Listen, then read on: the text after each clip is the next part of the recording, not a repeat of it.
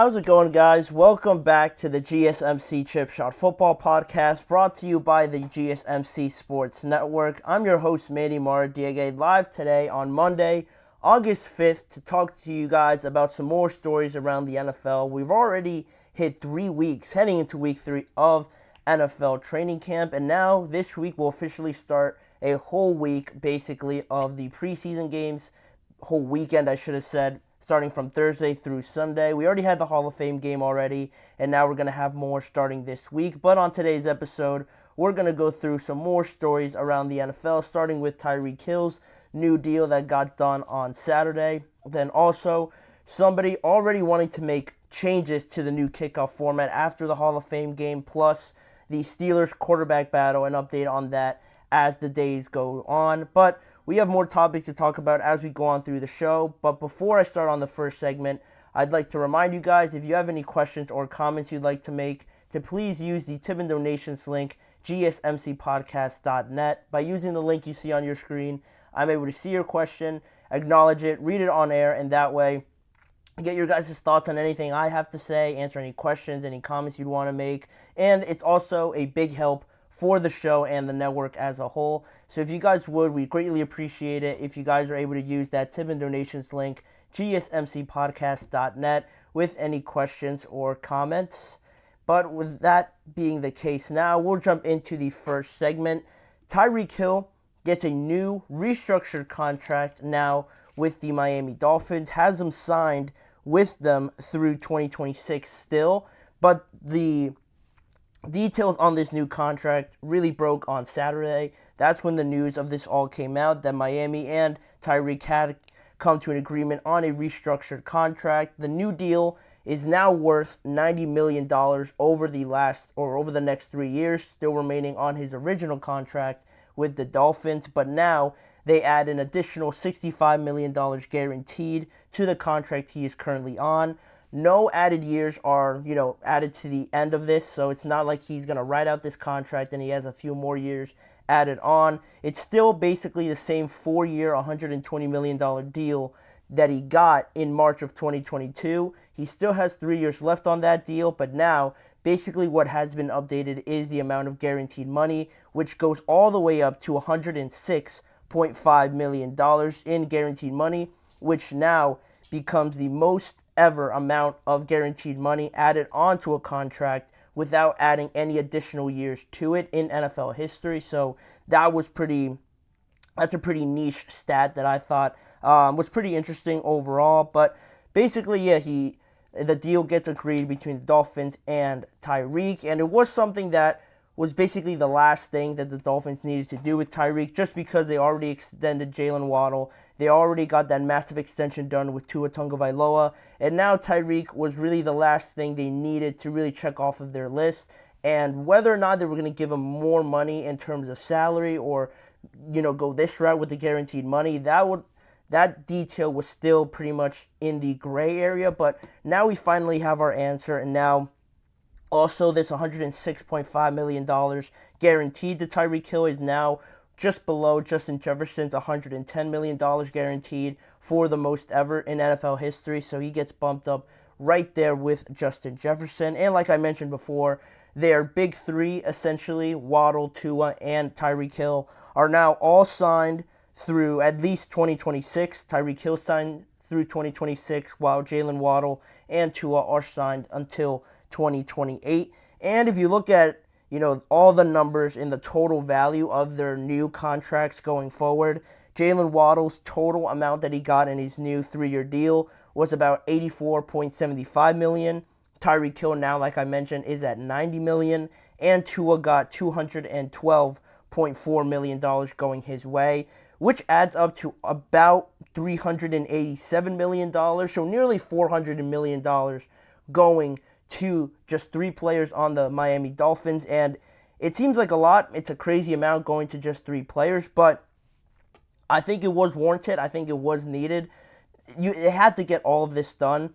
Jalen Waddle, obviously with his surge up until the top of some of the top wide receivers in the NFL, to have him as your number 2 is a great situation to be in. Then you look at Tyreek Hill, the season that he just had, historic. getting acknowledged by a bunch of his peers as well after this weekend. Really on Friday, he was voted as the number one player in the NFL by the NFL Network's top 100 player ranking. So that was the first time a receiver was voted as the number one player. So again, just going on this, theme of historic milestone achievements that Tyreek Hill completed in 2023. So now he gets a restructured deal. It's not like he became the highest paid wide receiver in the NFL. He already set the market price when he got his new deal in 2022.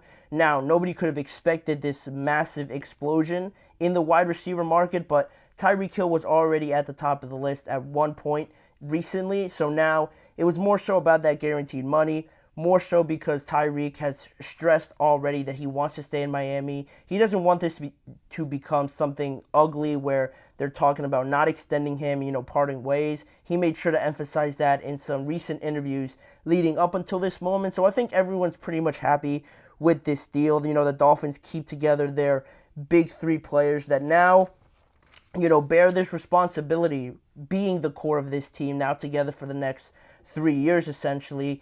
This is their window. This is their window now that has officially opened. I think, you felt that, talking about Tua and Tyreek's deal right here for a second, you felt that both of them, had to get done this season just because you didn't want Tua's deal, his contract negotiations, to go over into the regular season. I think that's the last thing most teams want to happen. And also with Tyreek, you couldn't have foreseen him wanting to restructure his deal just because of the wide receiver market and how much it has grown over just this offseason. So that was a little bit unexpected, but it was what the Dolphins were tasked with. And now, luckily for them, they got it done. It seemed to go over pretty smoothly. Tua, not the highest paid, but he is up there, I think, now at number 3. And Tyreek Hill, still one of the highest paid wide receivers. So now we're entering into their Super Bowl window. And for me, just talking initially in the AFC East, where you would obviously have to perform well in to get to the playoffs, I think to me, this team is right there with, in my opinion, the New York Jets for being the favorites in this division. I don't really feel too hot about the Buffalo Bills. I know they still have Josh Allen, but I just feel like he's going to have to do more of the heavy lifting, whereas with the Dolphins and the Jets, barring any crazy injuries or anything like that, with the Jets especially, I feel like they have more of an ability to spread the wealth, not bear so much responsibility on the shoulders of Aaron Rodgers, on the shoulders of Tua or Tyreek or anything like that. They have a plethora of options that can carry, the majority of the weight any given week, and they have players also that could bear that responsibility for multiple weeks going on and on, whereas the Bills, there's a little bit more uncertainty with them. You have Allen, obviously, but then you have Dalton Kincaid heading into his second year. Keon Coleman's looking nice. I think he's going to be their number one, but you don't really know what it's going to be like right off the bat. And also James Cook is there. I thought he had a good second half of the year last year, but just on that topic, again, it's something you're not really sure of. You wouldn't put him up there among some of the best running backs just yet.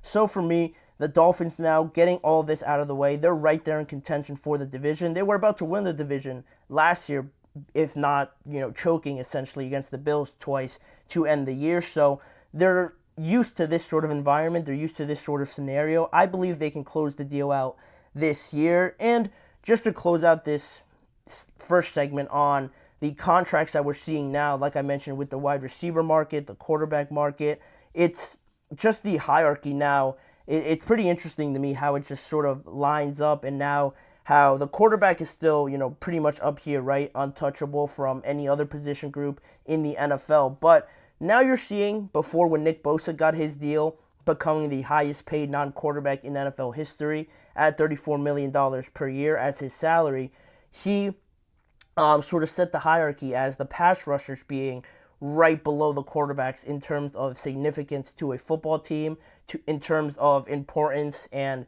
game changers that affect winning. But now the wide receivers are slowly climbing up that ladder, and now you can really make an argument that because of the contracts that we're seeing given out to Justin Jefferson, CeeDee Lamb, most likely A.J. Brown, Amon-Ra St. Brown, you could argue that the receivers, much like the NFL, are trending towards the offensive players really having a stronghold on the biggest contracts in the NFL currently, just because of the nature that the offense is, what's attractive. It's what brings in eyes, brings in attention. So we're starting to see, just a little bit of a shift there between the 2 and the 3 spot. And I think it's going to just become this switching of wide receivers, pass rushers for the next couple of years. Like I mentioned, CeeDee's probably in line for one. Whether or not Micah on his same team, resets the market for pass rushers will be interesting to monitor. But I thought that was also, pretty neat to see how the wide receivers have now overtaken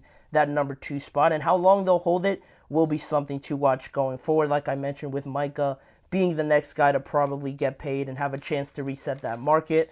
But overall, Tyreek gets a new deal. The Dolphins can really just focus on football now, and we'll see if they come through this year, if they get a playoff win for the first time in a long time. Hopefully they get to do that.